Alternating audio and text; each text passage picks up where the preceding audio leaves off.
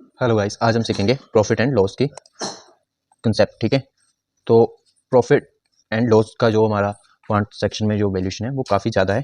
हमें प्रॉफिट और लॉस के काफ़ी ज़्यादा क्वेश्चन देखने को मिलते हैं। डायरेक्ट क्वेश्चन नहीं तो हमें इनडायरेक्ट जो प्रॉफिट और लॉस के साथ जो रिलेशन काफ़ी हमारे क्वांट का रहता है। तो हम एग्जाम्पल के लिए देखते हैं कि प्रॉफिट और लॉस होता क्या है। हम जीरो लेवल से स्टार्ट करेंगे। ठीक है, मान लो मेरा नाम है मोहन। ठीक है, मोहन ने 100 रुपये की किताब ली है। ठीक है, उसे मोहन जो है 200 रुपये में बेच देता है।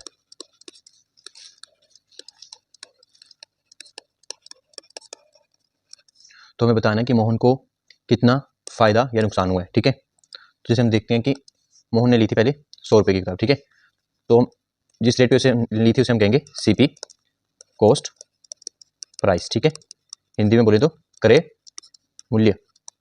ठीक है, और जिसने में उसने बेच दी उसे कहते हैं हम एसपी, सेलिंग प्राइस। ठीक है, विक्रय मूल्य। हमें निकालना है कि उसे कितना फायदा या नुकसान हुआ। ठीक है, तो इसके निकालने के बहुत सारे मेथड होते हैं। हम जो बैंकिंग में डायरेक्ट हम यूज करेंगे उसे सीखते हैं। जो इसकी कॉस्ट प्राइस है, ठीक है, हम सेलिंग प्राइस से जो है इसकी डायरेक्टली कॉस्ट प्राइस माइनस कर देंगे तो हमें क्या मिल जाएगी, इसका प्रॉफिट और लॉस का जो रिलेशन है वो मिल जाएगा। तो इसकी सेलिंग प्राइस कितनी है 200, माइनस कर देंगे हम इसमें 100, तो कितनी मिल गया हमें 100 रुपये। ठीक है, इसे आप खुद पे सोच के एक एग्जाम्पल बनाएं तो आप अच्छे से समझ पाएंगे। जैसे मान लीजिए आपने एक मोबाइल है, वो 5,000 का मोबाइल खरीदा आपने।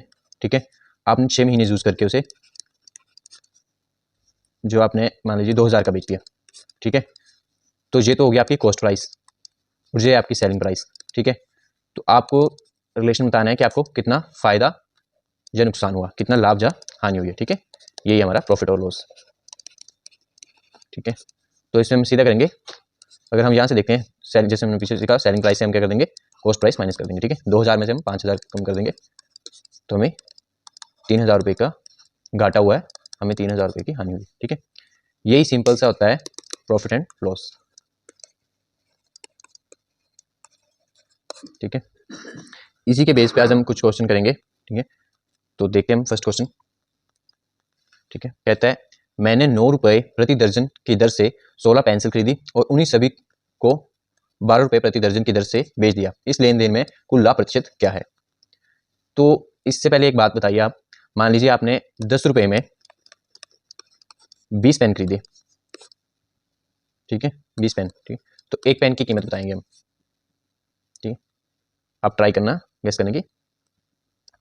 तो मैं बताता हूँ आपको। जैसे हमने सबसे पहले क्या करते हैं, हम रुपए जितने के हमने पैसे दिए उसके नीचे हम देखते हैं आइटम, वो कुछ भी हो सकती है आइटम आपकी।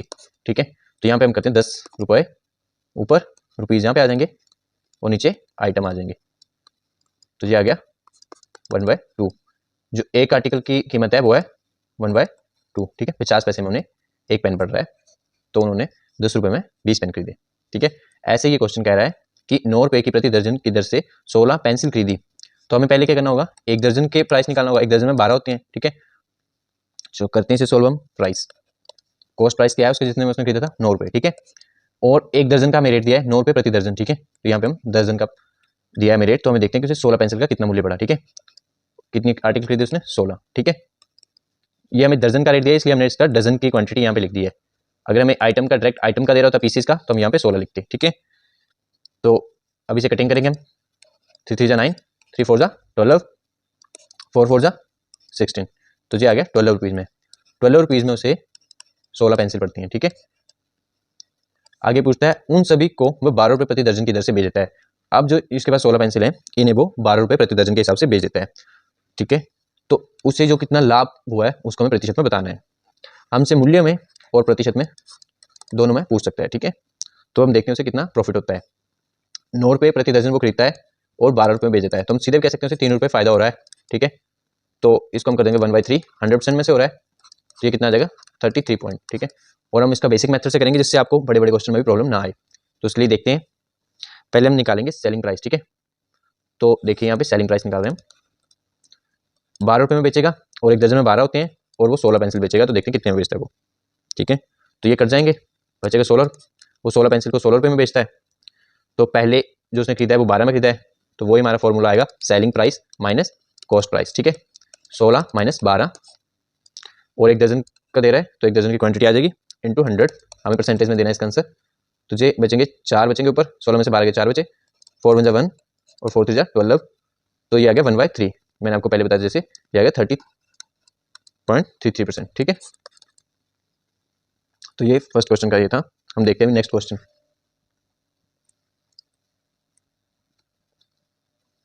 नेक्स्ट क्वेश्चन हमारा ये कहता है एक दूध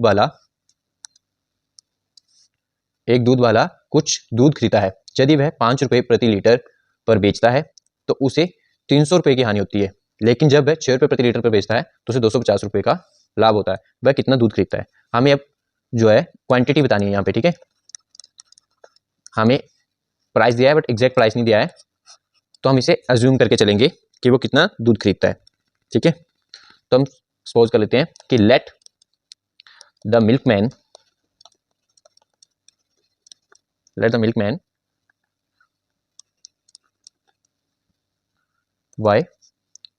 वाई लीटर मिल्क। हम मानते हैं कि मिल्कमैन ने जो है दूध वाले ने वाई लीटर दूध लिया है। अब हम सपोज करते हैं कि उसे कितने रेट लिया, एट द रेट ऑफ जितने उसने रेट पे लिया है उसे हम एक्स मान लेते हैं, क्योंकि हमारे पास एक बार रिलेशन दिया, उसने 5 रुपये लीटर पे बेचता है तो उसे 300 रुपये की हानि होती है, और 6 रुपये के बेचता है तो उसे 250 रुपये का लाभ होता है। ठीक है, हमसे पूछा है कि कितना दूध वो खरीदता है। ठीक है, तो हम पहले एक बार इसे 5 रुपये के रेट से देख लेते हैं। ठीक है, तो ये हमारा रेट है और ये हमारा पर लीटर है। अगर मान लीजिए हमें एक्चुअल रेट पता होता तो यहाँ पे 10 होता और यहाँ पे 5 होता, तो हम टोटल दूध की प्राइस कितनी लिखते? 15। ठीक है, तो इसी हिसाब से हम क्या कर देंगे, एक्स मल्टीप्लाई बाय वाई। ठीक है, तो जाएगी एक्स मल्टीप्लाई बाय वाई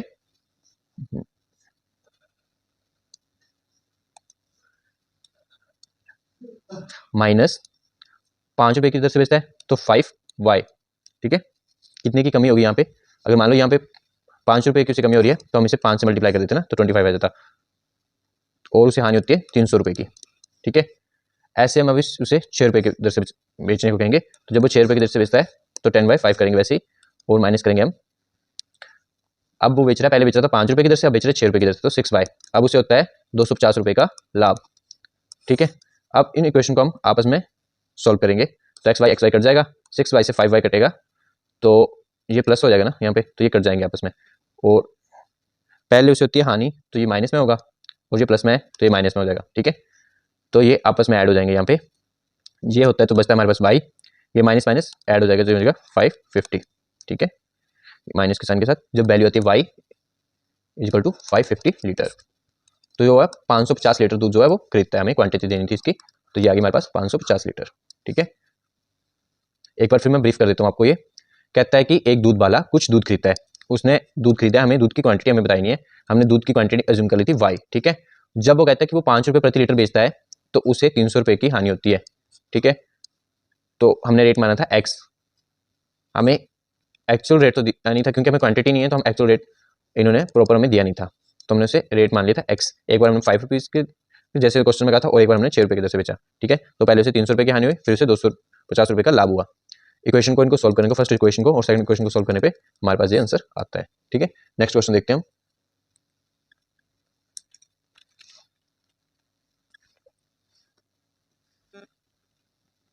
कहता है एक विक्रेता 2 वस्तुओं में से प्रत्येक को 4800 रुपये में बेचता है, तो उसे ना हानि होती है और ना ही लाभ होता है।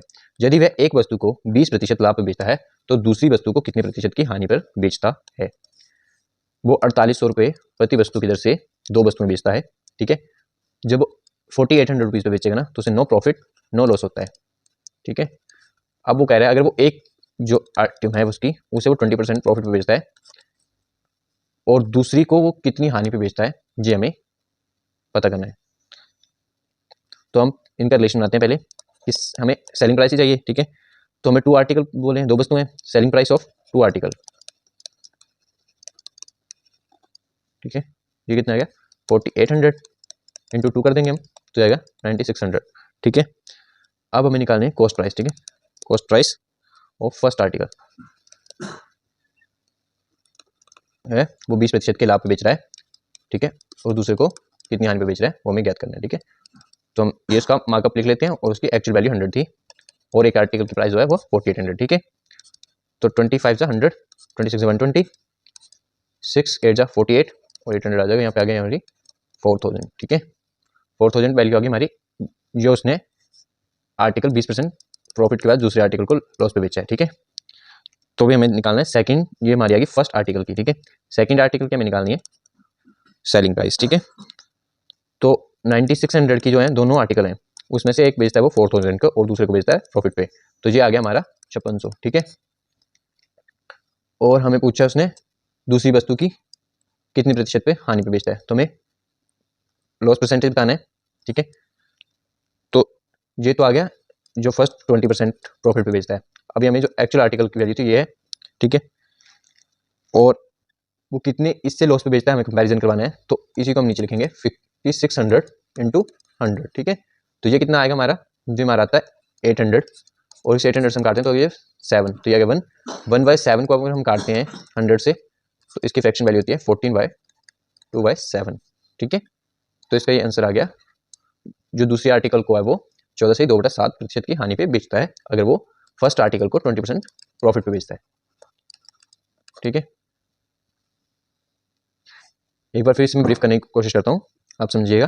वो कहता है एक वस्तु को एक विक्रेता जो दो वस्तुएं हैं, दो आर्टिकल हैं, ए आर्टिकल है और बी आर्टिकल है, ठीक है। इसे 4800 रुपीज पर आर्टिकल पे बेचता है वो, तो उसे जो है 9600 रुपीज कैलकुलेशन होती है, तो उसे ना ही लाभ होता है और ना ही हानि होती है। वो कहता है इसमें से एक आर्टिकल को अगर वो है 20% लाभ पे बेच रहा है तो दूसरे आर्टिकल पे वो कितना लॉस खा रहा है, ठीक है। तो उसे जो टोटल है ना वो 9600 ही मिलते हैं अगर वो 20% पे फर्स्ट आर्टिकल को जो है प्रॉफिट पे बेचता भी है, तो ठीक है। उसी को हमने बनाया यहाँ पे, हमने पहले निकाला जो टू आर्टिकल की सेलिंग प्राइस निकाल ली, यहाँ पे 9600 आ गई। फिर हमने फर्स्ट जो हमारा लेस पे बेचा था ना उसने, हमने मान लिया कि 100% है और एक जो आर्टिकल 120 पे बेचा गया था उसे 100 से हमने मल्टीप्लाई कर देना था। हमारे पास एक आर्टिकल की वैल्यू थी तो हमने यहाँ पे वैल्यू रखी, इससे यहाँ पे सोल्व कराया, तो ये आ गया हमारे पास 4000, ठीक है। अब इस 4000 को हम इस 9600 से माइनस कर देते हैं, तो हमारे पास जो 20% प्रॉफिट के साथ जो आर्टिकल बेचा गया था ना, तो उसका हमें रिलेशन मिल जाता है, क्योंकि ये हमने जो स्टार्टिंग में हमने 4800 पर आर्टिकल की मानी है, जब हमने सपोज करा था, क्योंकि उसने हमें टोटल वैल्यू हमें इस रिलेशन से मिल सकती थी, ठीक है। तो उसी बेस पे हमने आगे करा है, हमने 9600 से 4000 माइनस कर दिए, तो 20% प्रॉफिट पे जो उसने बेचा था वो हमें प्राइस मिल गया 5600। उसमें से हम जो एक्चुअल प्राइस था उससे माइनस करेंगे और जिस पे उसने बेचा है 100% को वैसे लिखेंगे और मल्टीप्लाई बाय 100 करते हैं, तो हमारे पास ये रिलेशन आ जाता है, ठीक है। ठीक, उसी को हम सोल्व करते हैं तो हमारे पास आंसर आता है 14/2/7, ठीक है। नेक्स्ट क्वेश्चन देखते हैं हम अभी। कहता है यदि उत्पादक को 10% लाभ होता है तो थोक व्यापारी को 15% और रिटेलर को 25% और एक मेज के उत्पादन की लागत रुपए में ज्ञात कीजिए यदि जिसके लिए रिटेल मूल्य 1265 रुपए है, ठीक है। तो ये सक्सेसिव है, आपको सक्सेसिव के थ्रू इसे सोल्व करेंगे तो आप इजीली सोल्व कर पाएंगे, ठीक है। इसमें तीन रिलेशन बन रहे हैं। पहले तो बन रहा है उत्पादक का, उत्पादक होता है मैन्युफैक्चरर, ठीक है, इसे हम ऐसे डिनोट करेंगे MFG, ठीक है, मैन्युफैक्चरर। और आ गया थोक व्यापारी, इसे कहते हैं हम होलसेलर, ठीक है। और आगे आ गया रिटेलर, ठीक है, जो हमारे घर के पास दुकानदार होता है उसे कहते हैं हम रिटेलर, ठीक है। तो कहता है कि जो मैन्युफैक्चरर है, ठीक है, ये 10% का प्रॉफिट लेता है। उसके बाद जो आता है होलसेल वाला, ये लेता है अपना 15% का लाभ, ठीक है।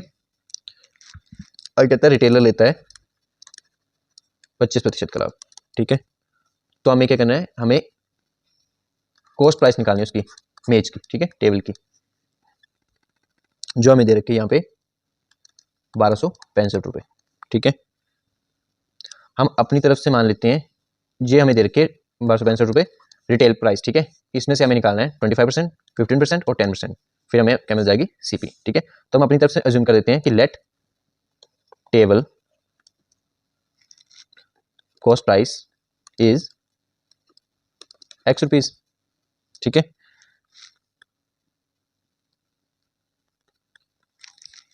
उसके बाद हम रिलेशन बनाएंगे तक, जैसे हम 10% लाभ हो रहा है तो 110/100 मल्टीप्लाई बाय होलसेलर को होते हैं जितना थोक व्यापारी को 115/100 गुना जो रिटेलर को होता है 125। तो हम इसकी जो प्राइस है वो X मान लेते हैं और टोटल जो रिटेलर प्राप्त कर रहा है वो 1265, ठीक है। तो हम इस को 100 को 1260 से मल्टीप्लाई कर देते हैं तो आ जाएगा हमारे से 1265 मल्टीप्लाई बाय 100 मल्टीप्लाई बाय 100 और 100, ठीक है। और ऊपर जो है ये नीचे आ जाएंगे, ठीक है। तो हम 25 से काटते हैं, पहले ये आ गया 4, यहाँ पे आ गया 5, फिर इस 5 से काटते हैं, हमारा ये आ गया 20, ठीक है। और इससे जो है इसकी 0 काट देते हैं हम, ठीक है। तो इस 2 से तो कटेगा नहीं, फिर इसे कर देते हैं हम 20 और इसे काटते हैं तो 5 देते हैं और 23, इस 23 से हम इसे काट देते हैं तो ये आ गया हमारा 150 और फिर काट सकते हैं 150, इसी 11 से काटेंगे तो 5, ठीक है। अब हमारा है ऊपर 400 और ये 2 बचा है, 22 और 40 60 और ये आ गया हमारा 800, ठीक है। ऐसे ये सोल्व होगा। नेक्स्ट क्वेश्चन देखते हैं हम।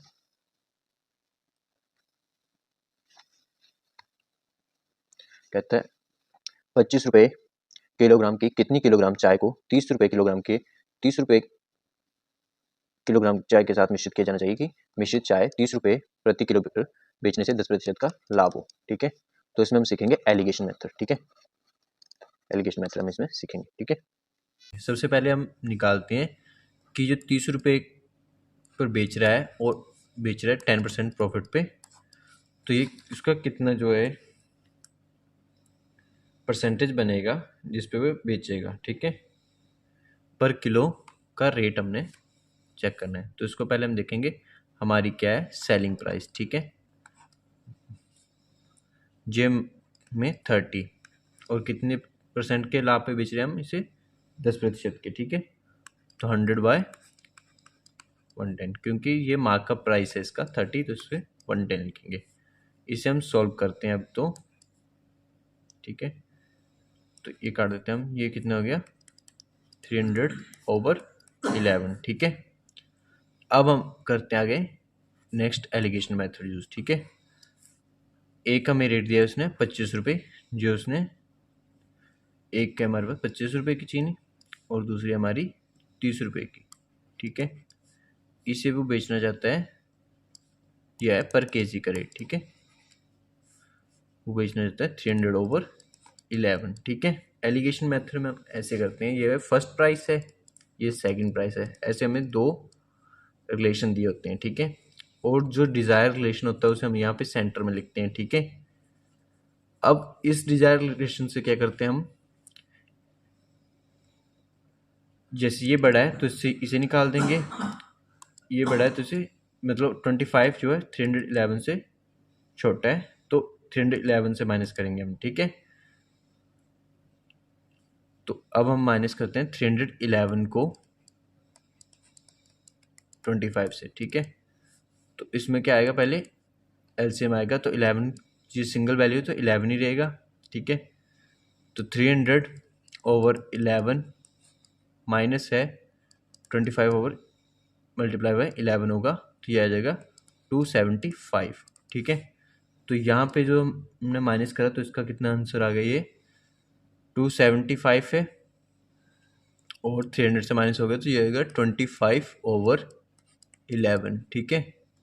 और ऐसे हम 30 से करेंगे तो 300/11 मल्टीप्लाई कर देंगे हम 30, ठीक है। तो इससे करते हैं तो हमारा आता है 330, 11 मल्टीप्लाई हम 30 करते हैं तो ये आता है 330, 330 में से हम 300 माइनस कर देंगे तो ये आ गया हमारा 30/11, ठीक है। मैं एलिगेशन मेथड आपको थोड़ा इसमें तो आ गया फ्रैक्शन में, इजी मेथड में भी आपको सिखाने की कोशिश करूँगा, ठीक है। तो हमारा T1 का जो है और T2 का कंपैरिजन होगा, यहाँ पे पहले जो रेट दे रखा है T1 का और T2 का ये रेट दे रखा है, ठीक है। इसे हम कंपेयर करवाते हैं, तो मैं इसे साफ कर लेता हूँ, जगह बन जाएगी यहाँ पे।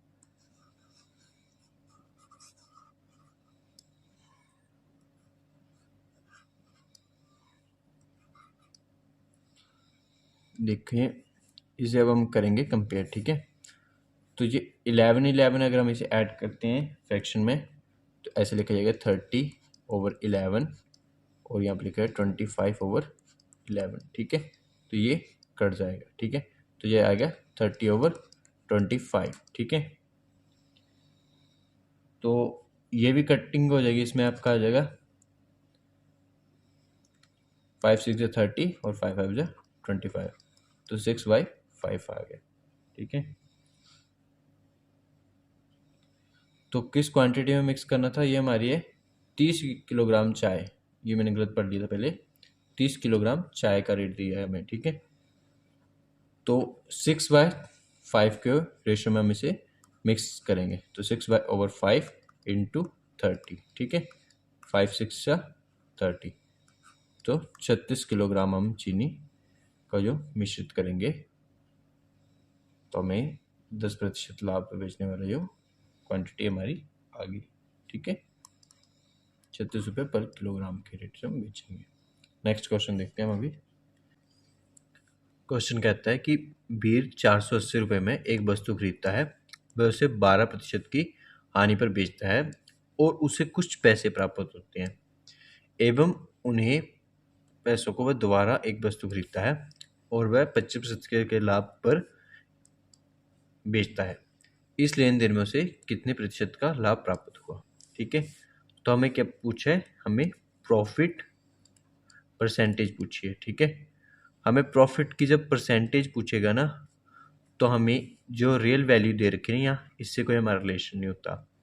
ठीक है, ये इजली और क्विकली करने का मेथड है। ठीक है, हम अपनी तरफ से मान लेते हैं कि उसने जो कॉस्ट प्राइस उसे पड़ी थी, वो पड़ी थी उसे 100 रुपीज़। ठीक है, क्योंकि हमें परसेंटेज में देना है, तो 100 रुपीज़ उसे कॉस्ट प्राइस पड़ी थी, और जब उसने पहली बार वस्तु खरीदी उसे 100 रुपये की खरीदी, और जब बेची उसने तो उसने 12% की हानि खाई। ठीक है, अब 12 को हम 100 रुपये हमने माना है, तो 12% की हानि होगी, तो ये हो गया 12 रुपये। ठीक है, तो उसके कितने में बेची उसने, 88 की। ठीक है, अब वह कहता है उन पैसों से वह दोबारा एक वस्तु को खरीदता है। मान लीजिए आपने 100 रुपये का एक 100 रुपये की आपकी रीसेल वाली क्या वैल्यू हम सोचे, एयरफोन लिए थे आपने, मान लीजिए। ठीक है, 100 रुपये के आपने एयरफोन लिए थे। आपने अपने फ्रेंड को कहा कि जब मैं तुझे 12% की लॉस पे दे देता हूँ, तो ये 100 रुपीज़ की जो 12 वैल्यू आएगी वो आएगी 12 रुपीज़। ठीक है, तो आपने 88 के अपने फ्रेंड को एयरफोन सेल कर दिए। ठीक है, उसके बाद कहता है कि अब आपने 88 की अगेन एक एयरफोन ले लिए। ठीक है, आप बिजनेसमैन बन गए हैं, आपने इस 88 के जो एयरफोन है उसे 25% के प्रॉफिट पे बेच दिया। ठीक है, अब 88 का हमें 25% निकालना है। जिन्हें दिक्कत है परसेंटेज में निकालने में, तो मैं बता देता हूँ। जैसे हमने 100 का 12% निकाला है ना, तो ये ऐसे निकलेगा। देखिए 100 है इंटू 12%, ये परसेंटेज का मतलब होता है 1/100। ठीक है, तो इन जीरो से ये 2 जीरो कट गई, तो 12 गुना 1 आ गया 12। ठीक है, ये तो जीरो तो इसमें थी, तो ये कट गई, ईजिली हो गया। अब 88 वाला जो है मुश्किल हो जाता है। ठीक है, तो इसका तो सीधा सा तरीका है, हमें 88 जो होता है वो होता है 1/4। ठीक है, हम 88 को मल्टीप्लाई कर देंगे 1/4 से। ठीक है, तो ये कितना आ गया 22। ठीक है, ये फ्रैक्शन वैल्यू आपको पता होनी चाहिए जी कैसे करते हैं हम। ठीक है, इसे हम करेंगे 25 इंटू 1/100। ठीक है, तो 25 और ये 4 से, तो आ गई 1/4 25 की फ्रैक्शन वैल्यू। आप ऐसे किसी भी फ्रैक्शन वैल्यू को पता कर सकते हैं। ठीक है, अब हम क्वेश्चन पे कंटिन्यू करते हैं। तो अभी आपने जो है ईयरफोन खरीद लिए हैं। ठीक है, 88 में अगेन, अब आपने इसे 25% के प्रॉफिट पे बेचा है, जो आपका आता है 22 रुपीज़। ठीक है, 22 रुपीज़ तो आपका क्या है, ये प्रॉफिट है। ठीक है, बट एक्चुअल में आपको जो सेलिंग प्राइस है वो कितनी है आपकी, तो 88 में ये प्लस हो जाएंगे यहाँ पे। ठीक है, तो ये आ गई है 110। ठीक है, आपने स्टार्टिंग में कितने लगाए थे, वो आपने लगाए थे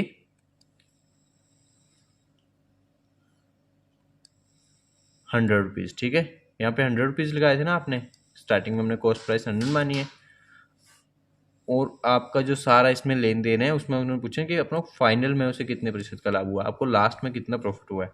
आपने 100 रुपये लगाए थे और एंड में आपने जो आपको कमाए आपने 110, ठीक है। तो ये होगा 110/100 इंटू 100, ठीक है। तो ये 100 से 100 कट जाएगा, तो 110%, ठीक है।